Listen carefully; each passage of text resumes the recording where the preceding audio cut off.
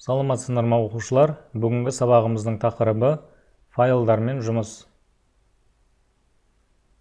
Бүгінгі сабақтан Python программалау тілінде файлды оқуды және жазуды үйренетін боласыңдар. Файл дегеніміз не? Файл дегеніміз компьютерде биттер тізбегі түрінде сақталған деректер жиыны. Python программалау тілінде файлдармен жұмыс. Python программалау тілінде файлдың екі типі бар: мәтіндік және бинарлық. Мәтіндік файлдар. Мәтіндік файлдарда адамға түсінікті символдар тізімі сақталады. Блокнот және басқа да стандартты мәтіндік редакторлар файлдарды оқып, түзете алады. Мәтін екі форматта сақталады: TXT қарапайым мәтін және RTF жалпыланған мәтін форматы. Бинарлық файлдар бұл компьютердегі кез келген файл. Компьютердегі және онымен байланысты ақпарат тасымалдаушылардағы барлық деректер, оның ішінде суреттер, дыбыстық, жазбалар, басқа да файлдардың сығылған нұсқасы файл мазмұнының кез келген типі биттер арқылы жазылады. Бинарлық файлдарда деректер кодталған формада көрініс табады. Қарапайым символдар орнына тек қана нөлдер мен бірліктер қолданылады. Көбінесе бұл жай ғана биттер тізімі. Бинарлық файлдар bin форматында сақталады. Файлмен орындалатын кез келген амал үш кезеңге бөлінеді: файлды ашу, амалдар орындау, жазу, оқу, файлды жабу.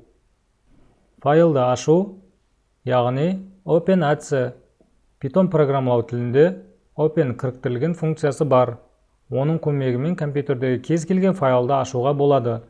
Техникалық тұрғыдан Python оның негізінде объект құрады. Бұл файлды ашу синтаксисі. Бұлдағы файл name ашылатын файл атауы. Access mode файлды ашу режимі. Режим оқу, жазу режимі және тағы басқа болуы мүмкін. Басқа да режим көрсетілмесе, үнсіз келісім бойынша R оқу режимі қолданылады. Оқушылар, ендігі кезекте практикалық жұмыс жасаймыз. Input.txt файлындағы сәлем әлем сөзін оқып, нәтижесін басқа файлға жазу. Ең алдымен жұмыс үстеліне папка ашып аламыз.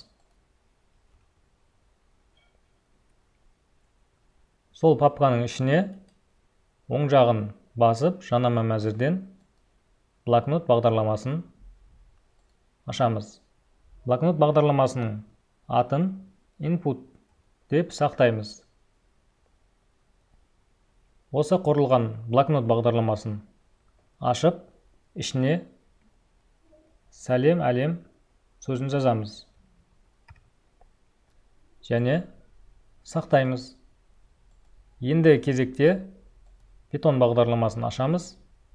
Бұл shell беті, файл, жаңа бет құру.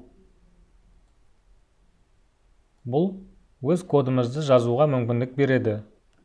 Келесі кезекте кодымызды жазамыз.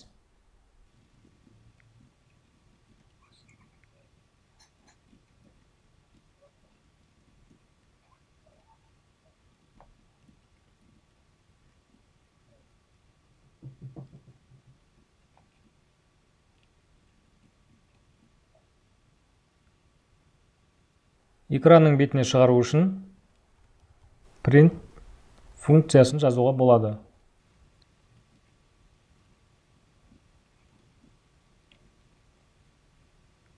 Келесі кезекте файлдарды жабамыз.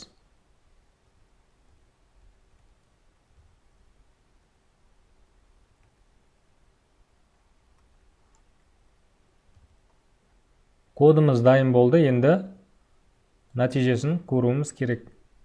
Алдымен сақтап аламыз.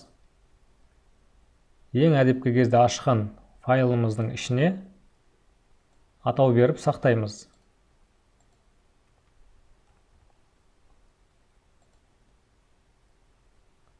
Мінекей, shell бетінен сәлем әлем сөзі шықты және автоматты түрде output файлы құрылып, оның ішіне де сәлем әлем сөзі, яғни айтқанда, нәтиже шықты.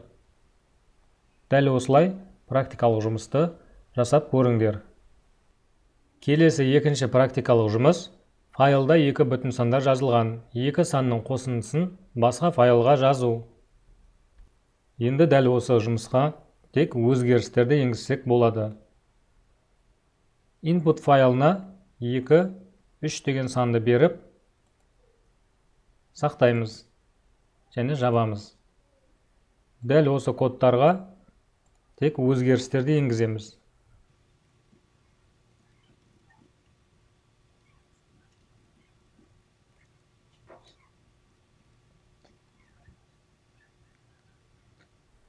Біздің кодымыз дайын болды, енді Run батырмасын басып, нәтижесін аламыз. Мінекей, шыл бетіне 5 саны шықты, яғни 2 санның қосындысы. Input файлының ішінде 2, 3 деген санды әдепкі кезде біз сақтап қойдық. Енді келесі output файлына міне нәтижесін шығардық. Бүгінгі сабағымыз осымен аяқталды. Сау болыңдар.